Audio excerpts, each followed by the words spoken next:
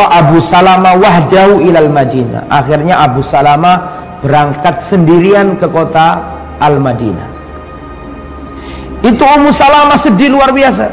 Kisahnya luar biasa Abu Salamah dan Ummu Salamah. Ketika ditinggal pergi oleh Abu Salamah, ini Ummu Salamah setiap pagi itu keluar menuju ke utara, ke arah Madinah. Ya, tapi bukan ke sana, tapi melihat ke arah utara sambil ditunggu barangkali suaminya datang untuk menjemputnya setiap pagi. Hal itu terjadi sampai 1 tahun. Kalau pagi berangkat ke arah utara barangkali melihat siapa? Suami. Sampai kesian ya. Kurus badannya, terpisah dengan suaminya, terpisah dengan anaknya, sedih. Sampai ibarat kata tak terurus. Akhirnya sebagian anggota keluarganya itu kasihan. Kita telah merusak saudari kita, memisahkannya dari suaminya, keadaannya semakin parah dan seterusnya. Sudah biarkan dia berangkat menemui suaminya. Akhirnya diizini sama keluarganya untuk menyusul sang suami. Maka Ummu Salamah berangkat dari Mekah ke Madinah sendirian. Berapa? Kurang lebih 500 km. Kalau disebutkan di sini kurang lebih, ya, betul ya, 500 km antara Mekah, berangkat sendirian. Dan jangan digambarkan 500 km seperti jalan zaman sekarang, aspal langsung lurus gitu. Zaman dulu itu berangkat, kalau ada bukit belok dulu, terjal, belok lagi, lurus, ada gunung, belok ke sini. Sampai mana? Sampai Madinah. Kemudian ketika di Tan'im ketemu orang namanya Utsman bin Tolhah bin Abi Tolhah. Waktu perjalanan itu menuju ke Al-Madinah, di tempat namanya Tan'im, ketemu sama orang namanya Utsman bin Tolhah, orang baik. Maka diikuti. Siapa namanya? Ummu Salamah. Tidak diajak ngobrol bareng, bercanda bareng, lah, diikuti, dijagain, dikawal sampai Kubah. Kubah sudah, kalau sekarang sudah ikut apa? Al-Madinah. Sampai di Kubah, baru Utsman bin Tolhah mengatakan, zaujuka fi hadhil qaryah, suamimu ada di kampung ini. Fadkhuliha ala barakatillah, masuklah ya atas keberkahan dari Allah. Tsumman sarafa rajian ila Makkah. Setelah selesai, baru Utsman bin Tolhah itu balik ke kota Mekah. Baik orang. Begitu juga dengan kisah yang lain. Ini Rasulullah belum hijrah. Karena yang hijrah duluan siapa? Sahabat apa Rasulullah? Rasulullah belum diizini oleh Allah, belum turun wahyu untuk mengizinkan Rasulullah hijrah dari Mekah ke Madinah. Di antara juga adalah Suhaib bin Sinan Ar-Rumi. Ya, falamma aradal hijrah, ketika beliau itu ingin hijrah, orang-orang kafir Quraisy menghalangi dan mengatakan kepadanya, ataitana sa'lukan hakira. Hei Suhaib bin Sinan Ar-Rumi, bukan orang Quraisy ini, Ar-Rumi, namanya Rumi, nisbat kepada Romawi, tapi masuk Islam. Kau dulu datang ke kota Mekah miskin, hina, gak punya apa-apa. Kemudian sekarang hartamu sudah jadi banyak, otomatis kamu kaya dari kami, yaitu orang-orang Quraisy, jual beli dan seterusnya. Kemudian setelah kau kaya, hartamu banyak, kau akan hijrah ke negeri yang lain, padahal dulu kamu kaya di tempat kami. Maka Suhaib mengatakan, ara'aitum in ja'altu lakum mali, bagaimana pendapat kalian kalau aku jadikan hartaku yang banyak ini untuk kalian saja, tapi biarkan aku pergi ke kota Al-Madinah atau Yathrib. Qalu na'am, oke, siap, silakan pergi, tapi tinggalkan semua hartamu. Akhirnya Suhaib Ar-Rumi ini meninggalkan semua hartanya, dia jalan, dia berangkat dari kota Mekah ke Madinah tanpa membawa hartanya. Hartanya ditinggalkan untuk orang kafir Quraisy. Karena agama itu gak bisa dihargai, saking mahalnya maksudnya, sehingga dikasihkan semua hartanya. Sudah, ambil aja hartaku, pergi berangkat. Rasulullah SAW mendengarkan peristiwa itu dan Rasulullah mengatakan Rabihas Suhaib, Rahibas Suhaib. Untung Suhaib ini, beruntung perniagaannya. Termasuk yang hijrah adalah Umar bin Khattab juga, berangkat duluan. Tapi yang tadi saya katakan sebelum Bai'atul Aqabah yang kedua itu hanya siapa tadi? Abu Salamah dan Ummu Salamah dalam kisah ini, tidak semuanya. Ya. Kemudian Umar bin Khattab sebelum berangkat ini janjian sama 3 orang. Umar bin Khattab, Ayyas bin Rabi'ah, dan Hisham ibn al-As. Janjian 3 orang ini berangkat. Ya, dari mana? Dari Mekah menuju Al-Madinah. Kemudian ikhwatal iman yang dirahmati oleh Allah Subhanahu wa ta'ala.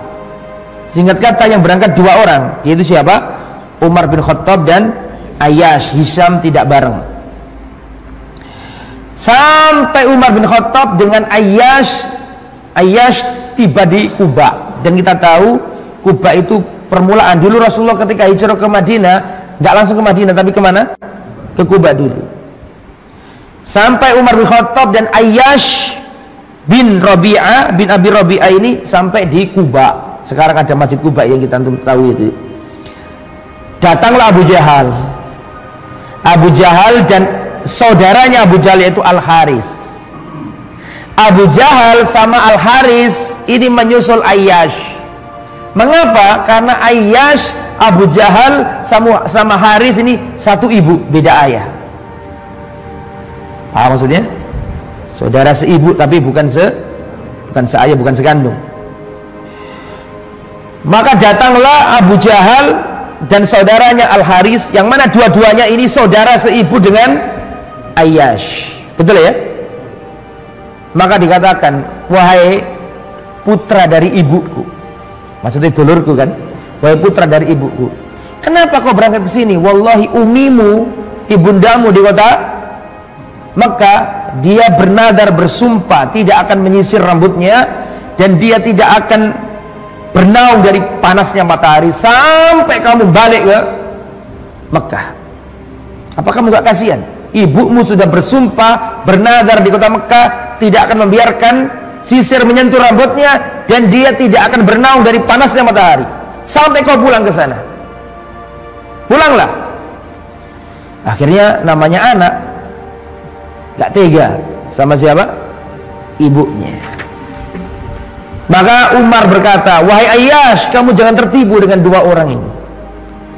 Dia akan menfitnah agamamu agar kamu kembali kepada ajaran kafir. Dan jangan kamu gelisahkan ibumu nanti ya pasti akan bersisir. Dan ibumu nanti kalau kepanasan pasti akan apa? Bernaung, cari naungan. Gak usah khawatir itu. Jangan kau terpedaya dengan omongannya Abu Jahal.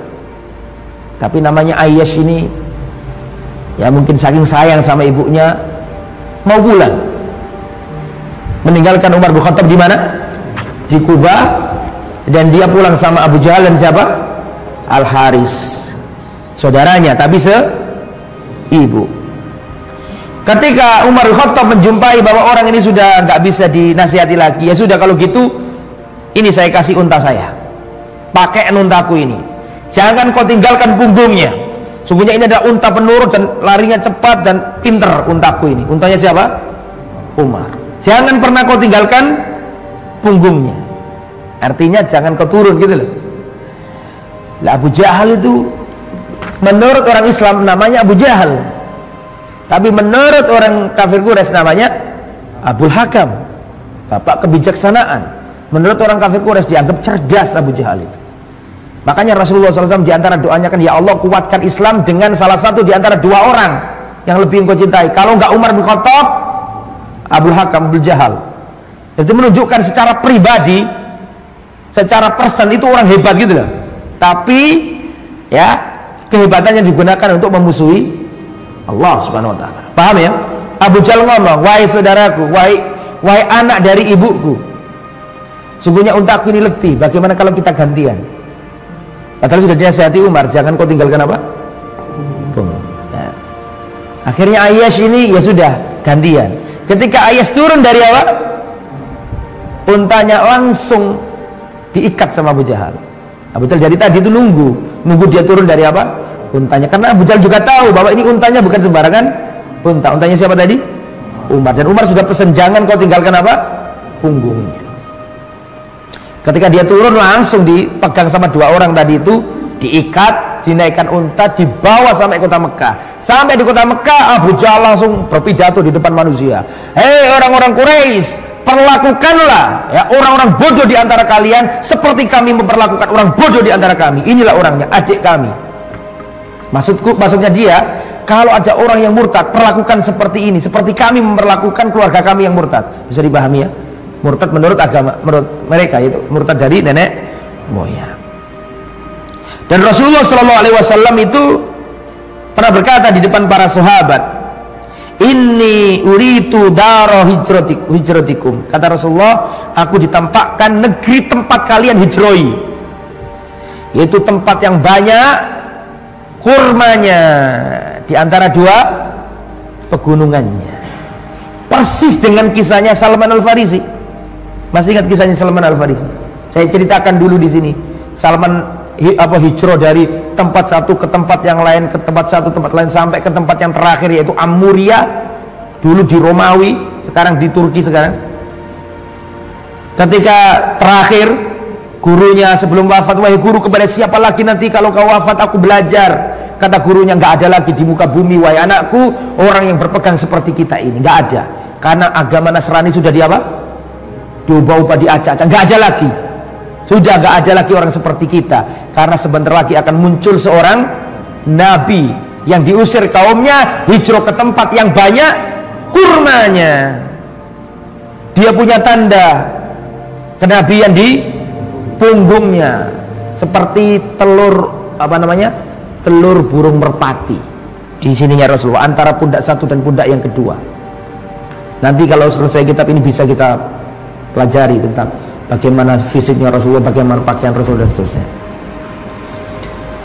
Dan dia tidak makan sedekah, tapi mau menerima hadiah. Sama persis. Itu dalil bahwa keberadaan Rasulullah sudah diterangkan di kitab Injil dengan jelas dan terbukti. Salman Al-Farisi ketemu Rasulullah di tempat yang banyak kurmanya. Bahkan Salman Al-Farisi dijadikan budak di tempat yang banyak kurmanya. Bahkan beliau adalah di antara pekerjaannya Salman adalah apa? Iya, mengurus kebun kurma miliknya orang Yahudi. Sama persis seperti yang dikabarkan oleh pendeta Nasrani di negeri Amuria. Nah, Rasulullah ditampakkan waktu di Mekah itu. Rasul ditampakkan oleh Allah tempat hijrahmu wahai Muhammad, tempat yang banyak kurmanya di antara dua pegunungan. Ya gitu ya. Dan terbukti sama. Wahyu itu tidak berselisih. Ya. Kemudian ikhwatal iman, lah jadi para sahabat berangsur-angsur berangkat, tinggal Rasulullah belum berangkat. Akhirnya kafir Quraisy rembukan di parlemennya. Jadi Quraisy punya tempat parlemen, tempat kumpulnya orang kafir Quraisy. Namanya apa? Darun Nadwah. Darun Nadwah itu parlemennya Quraisy, tempat untuk rundingan musyawarah miliknya kafir Quraisy. Di Darun Nadwah itu mereka berkumpul dan mereka berpikir, ya, karena melihat ini hari demi hari semakin banyak orang hijrah dari Mekah ke Madinah. Maka mereka berkumpul bagaimana caranya jangan sampai Muhammad ini hijrah ke Madinah, dengan beberapa alasan. Alasan yang pertama, karena Muhammad SAW kata mereka itu ngomongnya enak, lembut, banyak orang tersihir. Karena mereka kan gitu kemarin ya, banyak orang tersihir, kalau ngomong banyak orang yang akan mengikuti, punya pengaruh yang luar biasa dari tutur katanya, dari akhlaknya, dari wajahnya yang rupawan. Makanya jangan sampai besok ini Muhammad hijrah. Kalau Muhammad hijrah bahaya, Islam akan semakin banyak nanti. Yang kedua, jangan sampai Muhammad SAW hijrah ke Madinah. Kenapa? Karena Madinah itu adalah jalur perdagangannya kafir Quraisy. Nanti kalau Muhammad hijrah dari Mekah ke Madinah, bangun basis militer di sana, bahaya bagi eksistensi keberlangsungan kehidupan orang kafir Quraisy. Kenapa? Karena menurut kafir Quraisy, sana utara ya, utara di negeri ada negeri Syam, utara ini ke selatan ada Madinah, ke selatan lagi ada Mekah, ke selatan lagi ada Yaman. Posisi Mekah di sini. Mekah ini nggak bisa makan kalau nggak dagang. Di sana padi nggak tumbuh, kurma nggak tumbuh. Apa ada kurma di tanah Mekah? Nggak ada. Adanya di mana? Di Madinah. Tapi kalau sekarang buahnya ada di mana-mana, di Ampel aja nggak habis-habis kok. Cuma maksudnya tumbuhannya itu loh maksud saya. Paham ya? Jadi mau tidak mau, bahaya kalau ada basis kekuatan militer musuh yang ada di Yastrib, kan itu jalur perdagangan dari Mekah ke Madinah. Makanya mumpung durung, kata orang Jawa, mumpung belum, harus di-cut mulai sekarang. Paham ya? Dan ini dijadikan serius oleh mereka. Dijadikan serius. Dan kita tahu kafir Quraisy itu bersandar atau menyandarkan ekonominya pada perdagangan. Li'ilafi Quraisy ilafihim rihlatasyita'i was-saif. Orang kafir Quraisy itu punya dua jalur perdagangan. Menurut surat Li'ilafi Quraisy itu, perjalanan dagang musim panas dan perjalanan dagang musim dingin. Kalau musim panas pergi ke Syam, ke sana tadi ya, ke Syam, ke Palestina. Kalau musim dingin pergi ke Yaman atau Habasyah. Sehingga ini bahaya. Satu, karena Muhammad SAW dianggap orangnya pinter diplomasi, pinter ngomong, bagus tutur katanya, nanti banyak pengikutnya. Kedua, tempat yang dia hijroi adalah tempat yang strategis gitu loh. Paham ya? Nah, makanya khawatir mereka ini. Harus segera dipikirkan matang-matang ini. Mereka berkumpul. Lah kumpullah di situ beberapa pendekar dan pembesar kafir Quraisy. Di antaranya Abu Jahal. Ya, kemudian saya sebutkan di sini Jubair bin Mut'im, Tu'aimah bin Adi, Haris bin Amir, ya, dan lain-lain. Di antaranya Junazar bin Haris, kemudian Syaibah wa Utbah ibn Rabi'ah wa Abu Sufyan bin Harb, ya, Abu Sufyan bin Harb, kemudian Umayyah bin Khalaf, banyak di sini. Abul Bukhturi bin Hisham, banyak sekali tokoh-tokoh. Ada berapa? Kurang lebih ada 14 tokoh Quraisy berkumpul di tempat namanya apa tadi? Darun Nadwah, parlemennya Quraisy. Ketika mereka berkumpul di Darun Nadwah, ada setan datang. Setan datang menyerupai seorang lelaki tua dari negeri Najd. Dia mengetuk pintu dan mengatakan, siapa? Orang-orang mengatakan, syekh, orang tua, ya, dari Najd, ingin masuk dan ingin mendengarkan rembukan kalian, barangkali bisa memberikan usulan yang baik untuk kalian. Akhirnya diizini masuk orang tua ini. Siapa itu tadi? Setan. Dan kemarin saya katakan waktu Bai'atul Aqabah, setan berteriak, masih ingat?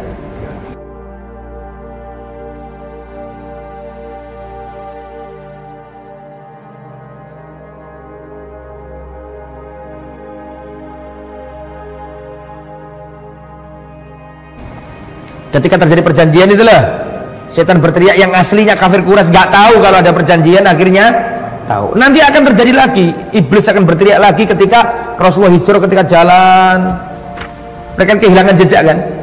Itu nanti kita ceritakan. Iblis lagi bicara lagi. Nah sekarang ini menyerupai orang tua, ikut rembukan di situ, ikut musyawarah di situ. Maka terjadi dialog di situ itu. Ini Muhammad harus dihabisi sesegera mungkin. Bagaimana pendapat kalian? Maka mulailah ada usulan-usulan. Usulan yang pertama dari Abul Aswad.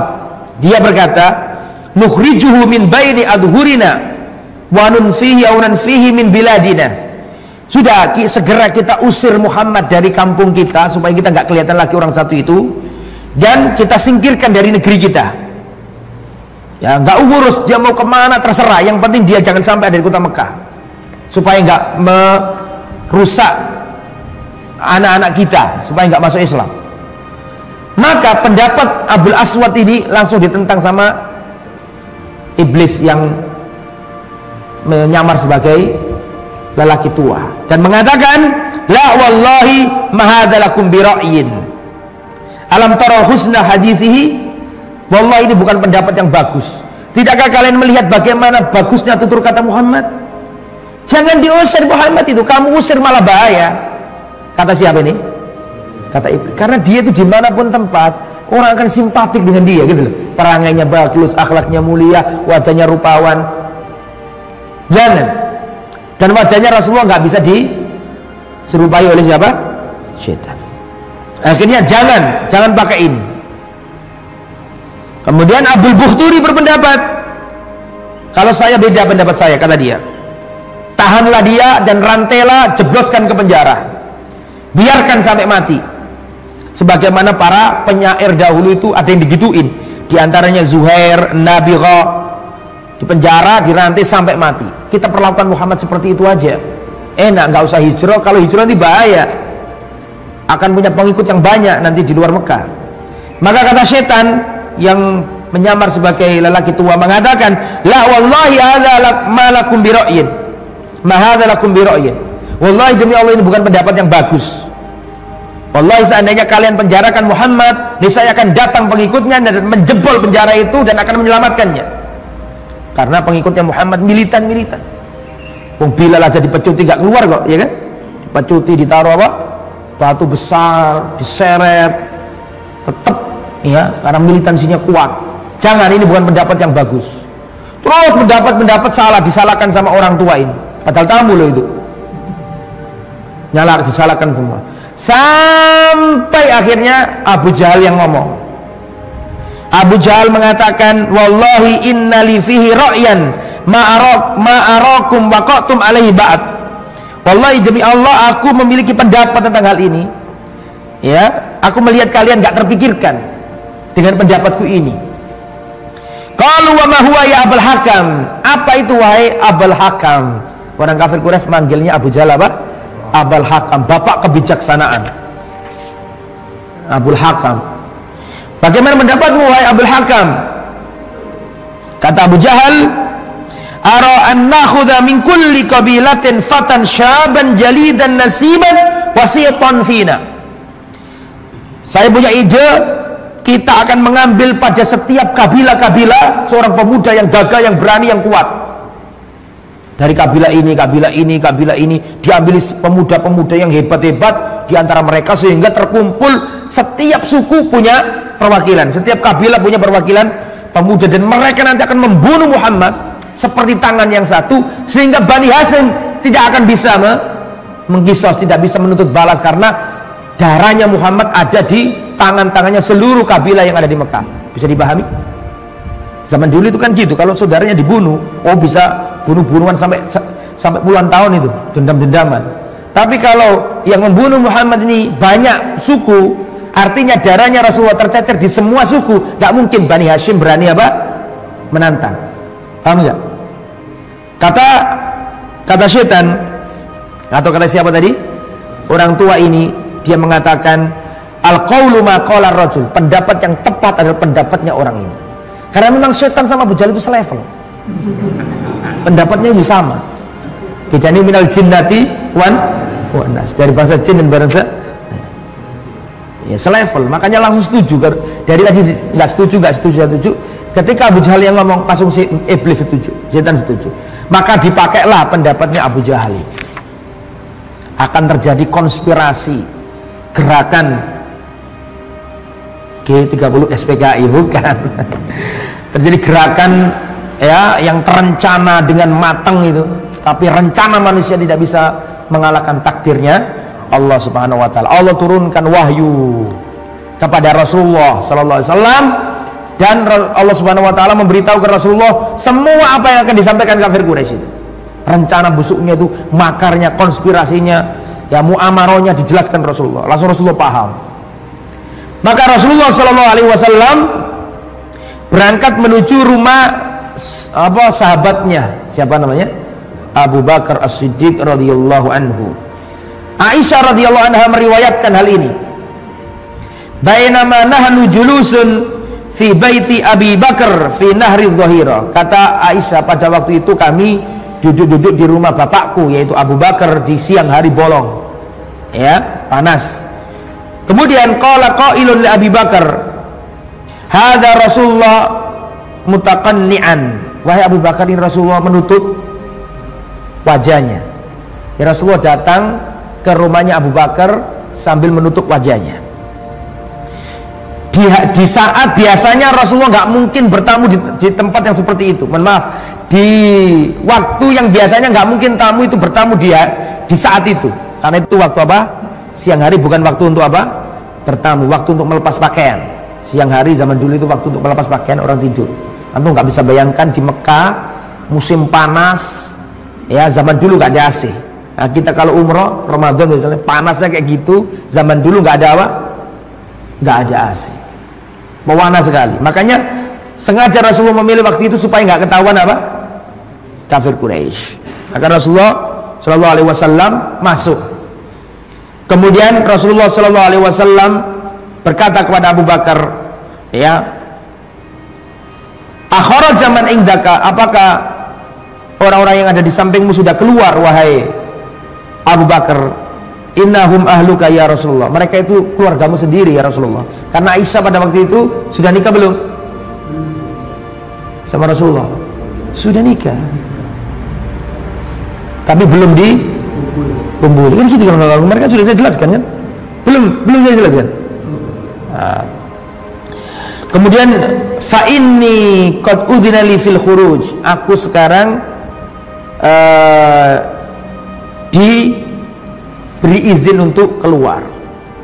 Asuhba bi abi anta ya Rasulullah, apakah engkau ingin aku temani ya Rasulullah? Iya, betul. Jadi sebelumnya Abu Bakar sudah kemas-kemas.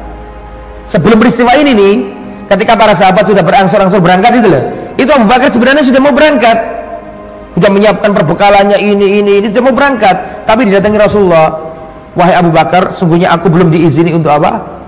Berangkat. Langsung Abu Bakar paham, berarti Rasulullah itu minta apa? Ditemani. Baik. Asuhba bi abi anta ya Rasulullah, qalan, apakah harus kita bersama ya Rasulullah? Iya, betul, kita harus bersama.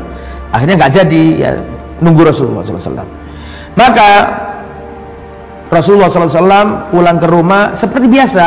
Sengaja Rasulullah berlaku biasa supaya tidak ada kecurigaan bagi kafir, melakukan hal-hal biasa seperti yang dilakukan Nabi ketika nggak ada masalah. Sampai ketika waktu malam, Rasulullah SAW dalam riwayat menyuruh siapa? Ali untuk tidur di tempat Rasulullah SAW. Terlepas ada yang mengatakan riwayat ini lemah, ada yang mengatakan enggak, ya, ada yang mengatakan lemah dan seterusnya. Maka Rasulullah SAW menyuruh siapa tadi? Ali tidur di tempatnya biasanya di situ. Dan Rasulullah melakukan hal biasa supaya nggak ada kecurigaan. Dan para pembesar Quraisy sudah berkumpul. Mulai malam sudah berkumpul semuanya.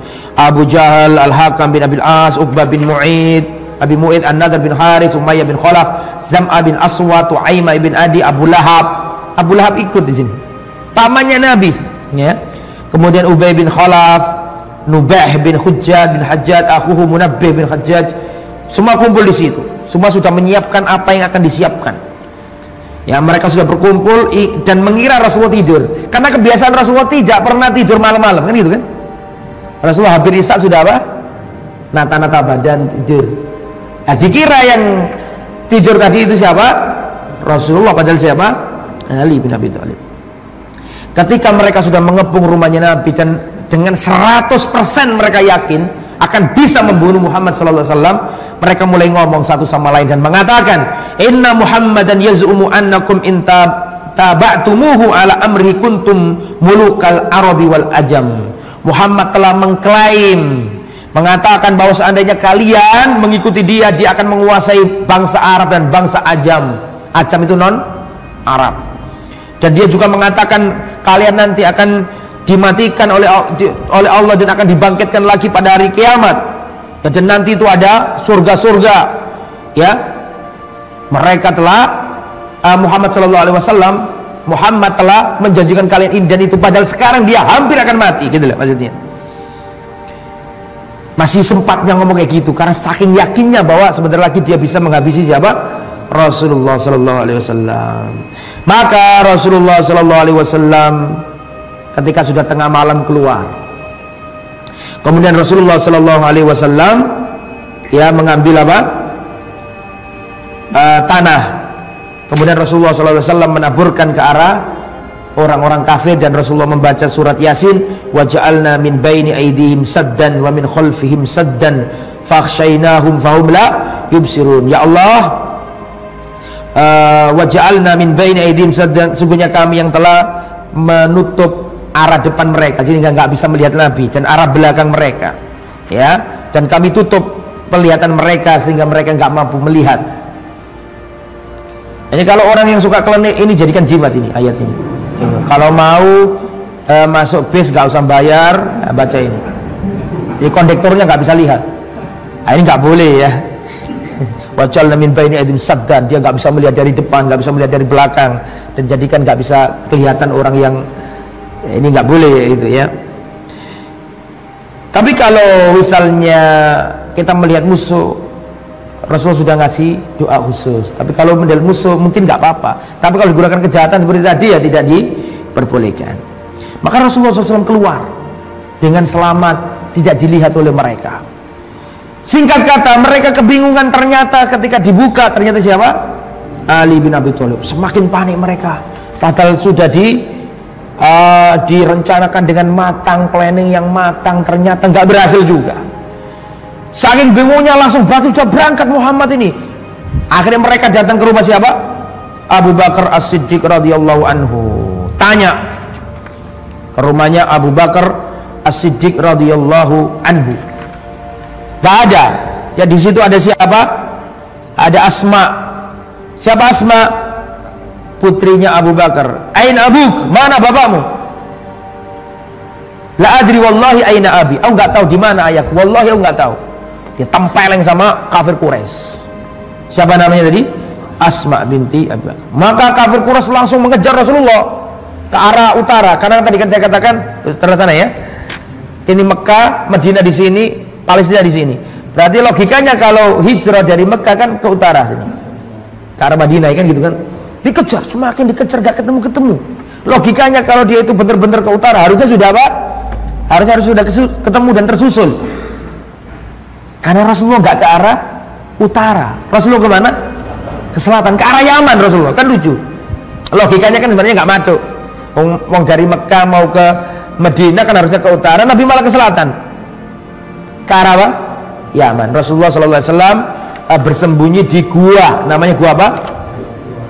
Gua Thur. Gua Hira itu kalau awal mula apa mendapatkan wahyu. Di gua Hira inilah gua Thur.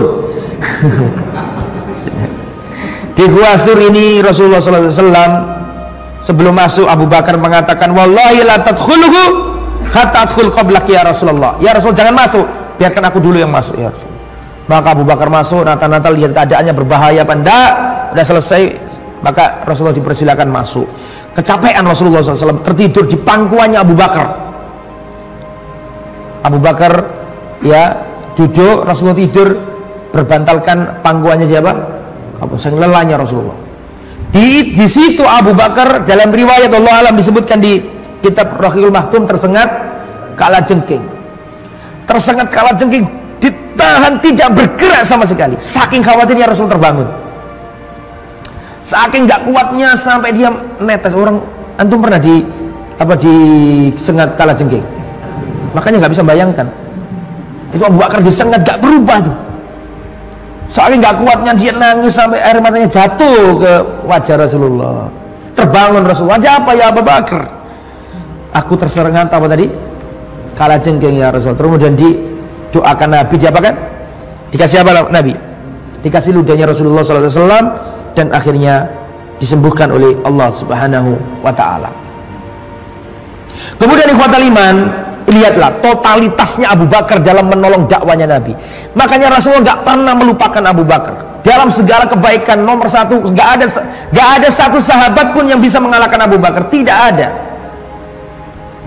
Nanti saya ceritakan bagaimana totalitasnya dia. Abu Bakar Rasulullah SAW mengatakan dalam riwayat, wallahu alam, dalam riwayat dikatakan, ma da'autu ahadan ilal Islam illa kanat lau kabwa ghair Abu Bakar As-Siddiq, ghair Abu Bakar As-Siddiq radhiyallahu anhu.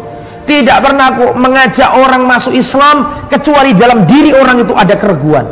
Semuanya, tidaklah aku mengajak orang masuk Islam kecuali dalam diri orang itu ada keraguan. Sebentar, saya mikir dulu, kasih tempo dulu. Kecuali satu orang langsung masuk Islam, siapa? Abu Bakar. Ketika diajak Nabi pertama kali, gak pakai mikir, gak pakai ragu-ragu, langsung di tempat yang sama masuk Islam langsung. Abu Bakar As-Siddiq. Rasulullah SAW pernah mengatakan, aku ditampakkan kepadaku kunci-kunci dan timbangan.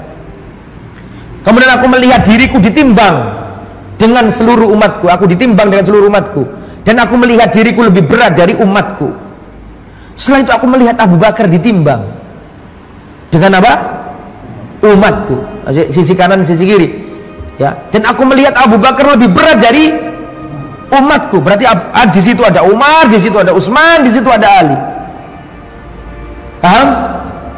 Setelah itu aku melihat Umar bin Khattab ditimbang dengan umatku, dan aku melihat Umar lebih berat dari umatku. Setelah itu aku melihat Utsman ditimbang dengan umatku, dan aku melihat Utsman lebih berat dari umatku.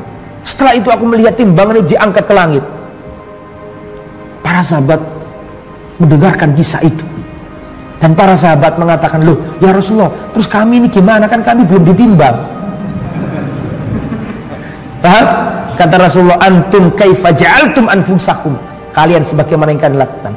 Makanya para sahabat Nabi itu, para sahabat Nabi ya tidak membandingkan Abu Bakar dengan siapapun. Paham?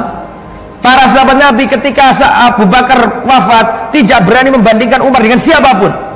Ketika Umar wafat tidak ada yang berani membandingkan Utsman dengan siapapun. Ketika Utsman sudah wafat baru sudah nggak ada lagi, semua sama.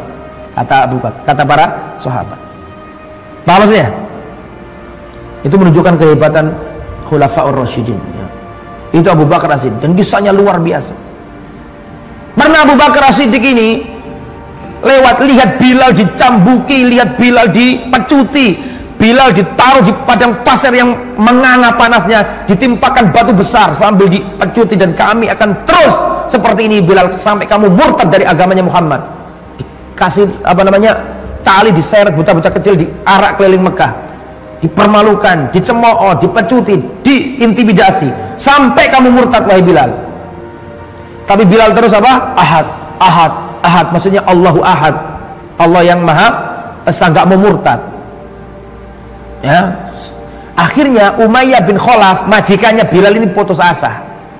Ini orang dicambuki, disakiti luar biasa, nggak murtad, putus asa. Padahal itu termasuk budak yang sangat disenangi sama siapa? Majikannya. Orangnya kuat, militan gitu. Tapi karena masuk agamanya Muhammad dan diintimidasi, disiksa, tetap nggak mau keluar dari agamanya Muhammad. Akhirnya Umayyah bin Khalaf itu bosan lihat Bilal itu, muak lihat Bilal itu. Di saat itu Abu Bakar melihat kondisi seperti itu, datanglah Abu Bakar dan mengatakan, sudah, jangan kau siksa lagi budakmu itu. Sammi thamanahu, sebutkan harga budak itu, aku akan beli. Kata siapa tadi? Dalam hatinya Umayyah bin Khalaf, wah tepak iki, aku bosen karo barangku, ono sing nawar. Betul apa enggak? Sampean duwe barang wis gak suweneng karo barang iku, tiba-tiba ono sing nawar. Seneng gak sampean? Seneng. Mumpung ono sing nawar, ditinggikan harganya. Sama siapa? Umayyah bin Khalaf. Ditinggikan harganya. Disebutkan harganya sekian, tinggi. Langsung dikontan sama Abu Bakar. Maka kata Umayyah bin Khalaf, seandainya tadi kamu mau menawar, ini saya turunkan harganya. Wong saya sudah bosan lihat orang ini. Seandainya tadi kamu menawar, akan saya turunkan harganya. Kata Abu Bakar, wallahi seandainya tadi kamu sebutkan yang lebih tinggi harganya, akan saya kontan tanpa saya tawar. Udah ono menungso kok Abu Bakar, dak ono. Langsung turun ayat dari langit memuji Abu Bakar. Turun, yang muji Abu Bakar itu bukan kita, Allah Subhanahu wa taala. Turun ayat dari langit, wasayujannabuhal atqa, Allah jauhkan dari api neraka atqa orang yang paling bertakwa. Coba cek di kitab tafsir, siapa orang paling bertakwa dalam ayat ini?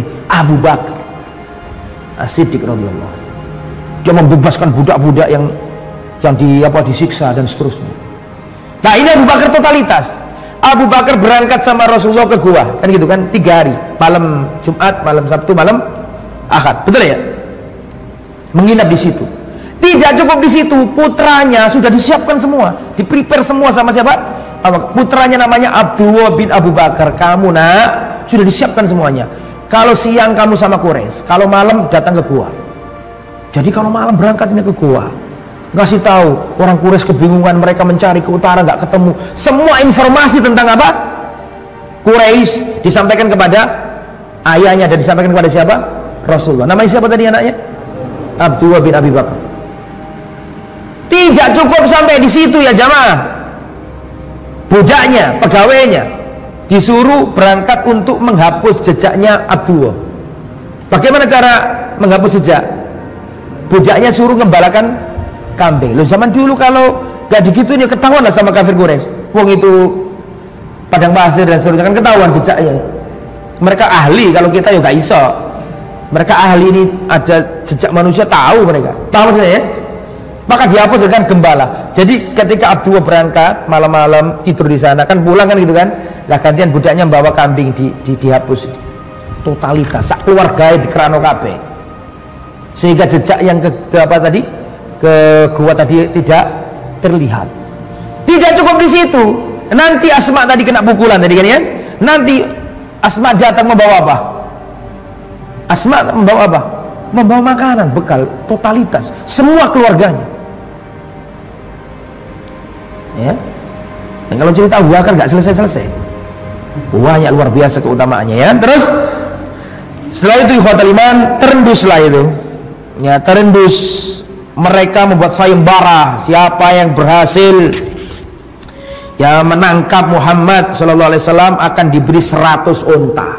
Sayembara besar-besaran ini. Karena saking pentingnya menghentikan dakwanya Muhammad sallallahu alaihi wasallam. Maka Rasulullah SAW terendus. Singkat kata mereka tahu kayaknya Muhammad ini gak mungkin ke utara, tapi kemana? Ke selatan. Gak mungkin ke utara, tapi ke selatan. Maka mereka sampai di tempat itu. Ya, ibaratnya ini bukit, ya ada gua. Nah itu orang kafir Quraisy sudah di atasnya bukit ini. Seandainya orang kafir Quraisy lihat ke bawah akan lihat siapa? Rasulullah. Bahkan dalam cerita itu Abu Bakar sama Rasulullah ada di dalam, orang kafir ada di atas. Kata Abu Bakar, ya Rasulullah, seandainya orang kafir ini lihat ke apa? Lihat kakinya, pasti akan melihat ketakutan Abu Bakar. Ya Rasulullah, bagaimana orang bersenjata lengkap begitu banyaknya mengepung kita di atas kita, kalau sekiranya melihat ke bawah pasti kita kelihatan ya Rasulullah. Maka di saat seperti itu Abu Bakar mengatakan, Rasulullah mengatakan, uskut Abu Bakar, ya Abu Bakar, diam Abu Bakar. Allahu thalithuhuma, Allah lah yang ketiga di antara kita. Kemudian Rasul mengatakan, la tahzan, innallaha ma'ana, jangan kau berduka bersedih, innallaha ma'ana, sesungguhnya Allah bersama kami, bersama kita. Jangan takut wahai Abu Bakar, sesungguhnya Allah bersama kita. Perhatikan, Rasul tidak mengatakan, dan ini diabadikan dalam Al-Quran, la tahzan innallaha ma'ana, jangan kau berduka bersedih, sungguhnya Allah bersama kita. Rasulullah tidak mengatakan jangan gelisah ya Abu Bakar, jangan takut, sungguhnya Allah bersamaku. Lah, Allah gak ngomong gitu, Rasulullah gak ngomong gitu, dan Allah gak ngomong gitu. Karena cerita ini dikisahkan dalam apa? Al-Quran, sampai teksnya Nabi dicantumkan dalam Al-Quran. La tahzan innallaha ma'ana, jangan takut, sungguhnya jangan gelisah, jangan sedih, sungguhnya Allah bersama kita. Itu lafaz Al-Quran pakai gitu, innallaha ma'ana, tidak innallaha ma'i. Jangan takut wahai Abu Bakar, jangan gelisah, jangan sedih, sungguhnya Allah bersama aku lah. Tapi apa? Ma'ana, bersama kita. Berarti di dalam ayat ini Allah menggabungkan Rasul dengan Abu Bakar dalam satu kata ganti. Paham nggak sih? Perhatikan saya, semua pengawal dilupakan dalam sejarah. Tapi ada pengawal yang tidak dilupakan. Di antaranya pengawalnya Fir'aun. Siapa namanya? Haman. Ya kan? Menterinya, Perdana Menteri Haman disebutkan. Haman disebutkan. Semua pengawal akan dilupakan sejarah. Saya mau tanya, siapa pengawalnya Napoleon dulu? Kesuwen galeke. Siapa pengawalnya Heraklius? Siapa pengawalnya Najasyi? Gak akan tahu tuh, karena dalam sejarah pengawal akan dilupakan. Tapi Allah tidak ingin menjadikan pengawal Rasul dilupakan. Gak ingin Allah itu. Maka Allah pakai kata ganti apa tadi? Nahnu. Paham maksudnya? Ngerti kata ganti? Dalam bahasa Arab artinya dhamir. Allah Subhanahu wa taala atau Rasul tidak mengatakan innallaha ma'i, jangan gelisah wahai Abu Bakar, Allah bersama aku. La. Tapi Nabi mengatakan innallaha ma'ana, Allah bersama kita, dan itu ditaruh di Al-Quran. Setiap orang baca ini tahu maksudnya adalah siapa? Abu Bakar. Dibaca sepanjang masa sampai waktu yang ditentukan Allah, sampai Al-Quran diangkat nanti baru orang lupa. Sekarang nggak ada yang lupa itu Abu Bakar cerita itu. Semua pengawal akan dilupakan kecuali Abu Bakar As-Siddiq radhiyallahu anhu. Allah yang menjadikan tidak dilupakan. Ya, akhirnya mereka nggak tahu, mereka pergi lagi 3 hari. Setelah itu Rasulullah SAW menyewa seorang kafir Quraisy, kafir tapi mau diupah. Dia membungkam, nggak ngasih kabar ke kafir Quraisy lainnya. Namanya Abdullah bin Uraikid Al-Laythi. Dia ini penunjuk jalan yang hebat. Maka Rasulullah SAW kemudian datanglah Asma ngasih perbekalan. Terus ternyata nggak bawa apa? Tali. Terus disobek apa talinya, apa namanya, sabuknya dia disobek jadi 2 untuk mengikat makanan tersebut. Makanya Rasulullah menjuluki Asma itu dzatun nitaqain, perempuan yang memiliki 2 ikat pinggang. Asma itu loh. Asma ini istrinya Zubair bin Awam. Nanti kita ceritakan itu. Kemudian ditemani juga Amir bin Fuhairah. Jadi Abdullah bin Uraikid Al-Laythi ini seorang yang penunjuk jalan ulung gitu loh. Guide lah, ya betul.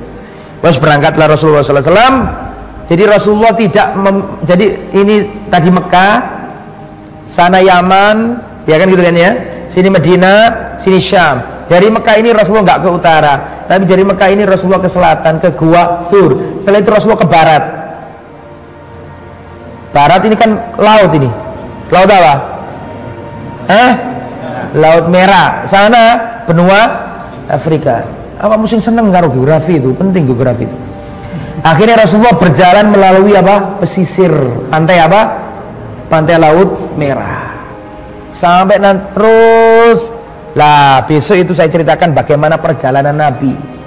Di tengah jalan Rasulullah SAW ketemu orang.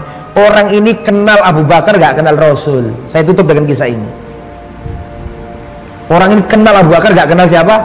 Abu Bakar terkenal, zaman jahiliyah terkenal Abu Bakar. Suku-suku itu tahu siapa Abu Bakar. Orangnya baik dan terkenal di Arab. Orang ini kenal Abu Bakar, maka ditanya, ya Abu Bakar, ya Ibn Abi Quhafa, man hadha, siapa ini? Lihat kecerdasannya Abu Bakar. Seandainya Abu Bakar mengatakan ini Muhammad, wah bahaya nanti kalau ada orang kafir Quraisy melintasi, tanya, oh Muhammad kemarin datang ke sini, kan gitu kan? Makanya Abu Bakar nggak mau mengatakan ini Muhammad. Lihat caranya dia bagaimana. Dia pakai tauriyah. Tauriyah adalah satu kalimat mengandung banyak makna. Makna yang dekat dan makna yang jauh. Paham?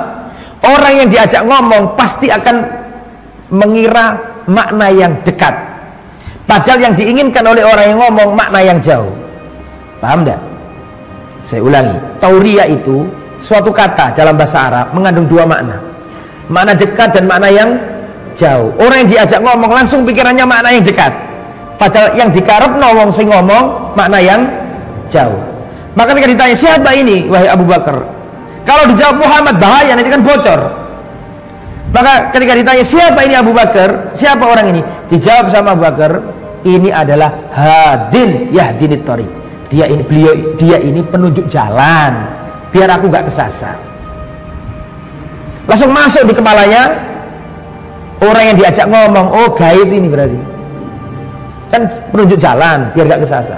Padahal maksudnya Abu Bakar makna yang jauh. Apa makna yang jauh? Beliau Rasulullah menunjukkan jalan biar kita gak kesasar ke neraka jahanam. Paham gak maksudnya?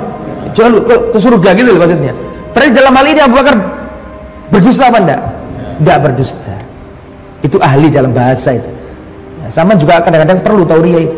Gak goro tapi bener gitu loh. Pak monggo Pak, sama ikut tahlilan ke tempat saya. Oh ngapun, saya ada kegiatan nanti. Kegiatan apa? Makan bersama di rumah. Tapi ya lebih baik terus terang kayak gitu supaya nggak diundang lagi. Ya, tahu ini soal besok nanti kita jelaskan bagaimana proses apa hijrahnya Rasulullah ke Madinah. Sampai di Madinah di tempat mana dulu beliau singgah dan apa yang terjadi ketika disambut oleh orang-orang Ansor. Habis insya Allah saya ceritakan. Wallahu a'lam bishawab. Semoga bermanfaat apa yang disampaikan. Jazakumullah khair. Subhanakallahumma wa bihamdika asyhadu an la ilaha illa anta astaghfiruka wa atubu ilaik. Assalamualaikum warahmatullahi wabarakatuh.